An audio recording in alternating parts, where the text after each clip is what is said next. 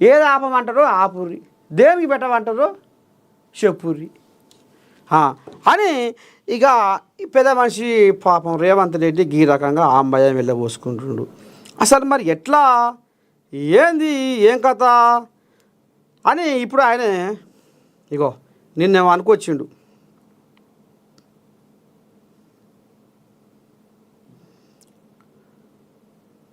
నిన్నేదో అనుకొచ్చిండు.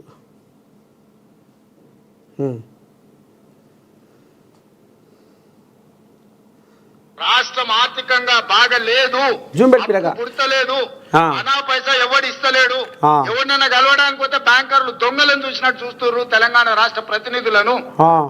ఎవడు ఢిల్లీకి పోతే అపాయింట్మెంట్ కూడా ఇస్తలేడు, వీడు వస్తే చెప్పులు కూడా ఎత్తుకుపోతాడేమో అన్నట్టుగా ఆ పరిస్థితి ఉంది దేశం ముందల. అప్పు పుడితే నేను కూడా ఏదో ఒకటి చేసి తెచ్చిచ్చేటోను, అప్పు పుట్టట్లేదు, ఎవడు బజార్లో నమ్మడం లేదు. స్వీయ నియంత్రణనే దీనికి పరిష్కారము. ఉన్నంతలో గౌరవంగా సంసారాన్ని నడిపితే బజార్లో ఎవడైనా నమ్ముతాడు.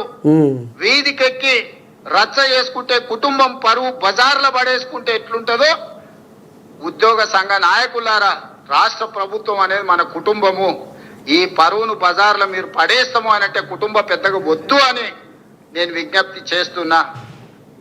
అయితే ఇప్పుడు ఈ ఆర్టీసీ కార్మికులు మాకు ఉద్యోగ భద్రత లేదు, మాకు అది లేదు ఇది లేదు, మా దాన్ని విలీనం సర్కార్లో విలీనం చేస్తామన్నారు మా సంస్థని. మరి అది ఏమాయే ఎట్టాయే ఆనాడు కేసీరావయ్య ఆడంగిడంగా ఇక మరి పొల్లు మాటలు మాట్లాడిండు, పొరక చేసిపోయిండు. మళ్ళీ ఇప్పుడు నీ సంగతి ఏంది, ఎట్ట చేస్తావు, ఏంది ఏం కథ అని ఇప్పుడు ఆలు బిర్రుగా బట్టి ఇక రేపో మాపో మేము ధర్నాకు దిగుతాము, పని బంద్ చేసి రోడ్లు ఎక్కుతాము అని ఇప్పుడు వాళ్ళు సంతకాలు కడితే ఇక చర్చల మీద చర్చలు, పొన్నం ప్రభాకర్ ఓ దిక్కు, ఇక పెద్ద మనిషి చెప్పుకుంటే మీటింగ్లలో ఓ దిక్కు, ఇక ఈ ఆర్టీసీ వాళ్ళే 2 గ్రూపులుగా విడిపోయి ఇక వీళ్ళ కొంతమందికి పోతపాలు నడుస్తున్నాయి, కొంతమంది ఏమో సర్కారు దగ్గరికి వచ్చి మంతనాలు జరుపుతున్నారు. కానీ మొత్తానికైతే మాకు న్యాయం చేయాలి మా ఆర్టీసీ కార్మికులకు అని ఇప్పుడు వాళ్ళు బిర్రగా బయట కూర్చున్నారు. మాకు జీతాలు పెంచాలి, మాకు ఉద్యోగ భద్రత కల్పించాలి, మా ఆర్టీసీ సంస్థను సర్కారులో విలీనం చేయాలని ఇప్పుడు వాళ్ళు బిర్రుగా బయట కూర్చున్నారు. ఇక అందుకనే నన్ను ఓసుకొని తిన్నా నా కాడ తూడు పైస లేదు, వచ్చేది 18,500 కోట్లు. మరి ఈ సంక్షేమ పథకాలకు ఏమి ఇవ్వాలి, ఉద్యోగస్తులకు ఏమి ఇవ్వాలి, అయినా కూడా ఉద్యోగస్తులకు 1 తారీఖే జీతం ఇస్తున్నాము అని ఇప్పుడు పెద్ద మనిషి చెప్పుకొని వస్తుండు. ఇక ఉన్న సంవత్సరం అంతా బయట పెడుతుండు. ఇప్పుడు తండ్రికి 4 కొడుకులు.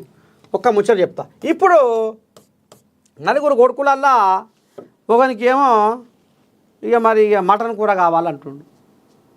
ఇక ఒకరికి సరే కర్రీ గంజో ఇంత కారమో బోరమో అయినా చదువుకపోతా, ఇక సరే మా అమ్మ ఏది పెట్టినా నేను తింటా అని ఒకడు. ఇక ఏం చేద్దాము, ఇక మన సంసారానికి ఇట్లా ఉంది, జర్రంతా నెగ్గించుకోవాలి, జర ముందు జర్ర ఆడంగా జర్ర మనం కొద్దిగా అటు ఇటు నెగ్గిస్తే ఇక ముందు జర బాగుపడతామో ఏమో అనే ఓ ఆశ. ఇంట్లో నాకు అది కావాలి ఇది కావాలి అని మరి పోరాటం చేస్తే పంచాయతీ పుడితే బజార్లో పడితే ఏమవుతుంది, రచ్చ రంబోలై రాజ్యం వెలుపులా గెలిచిపోతుంది. ఇక రేపు మనకు 10 రూపాయలు సంసారం గట్టినట అని ఆగం జగన్నాథం కాడికి వస్తుంది. 10 రూపాయలు పుట్టగది కూడా కావు. అందుకనే మనమే పంచాయతీ ఎందుకు పెట్టుకోవాలి. మీరు ఉద్యోగ సంఘాలలో ఉద్యోగస్తులు అందరూ పోయి ఇప్పుడు ఈ పోరాటం ఎవరి మీద, ప్రజల మీద చేసినట్టే ఉంటుంది. అందుకనే జర్ర ఓపిక పట్టుర్రి, జర్ర ఐసుర్రి, ఇప్పుడిప్పుడే జర్ర ఆడంగిడంగా తిప్పుకుంటా మలుపుకుంటా చిన్నగా సై చేసుకుంటూ వస్తున్నా.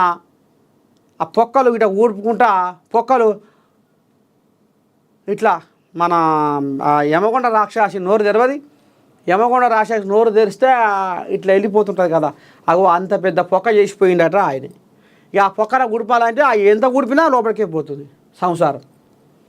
అందుకనే ఇక రోజుకింత ఇక మరి సంసారం లోపలికి అవుతుంది కాబట్టి దాన్ని ఎట్లా చేసి కూర్పుకు రావాలి అనేది ఉపాయం చేస్తున్నా. ఇక మరి వాళ్ళలాగా నేను సర్కారు భూమిలో ఏడపోతాం పెట్టలే.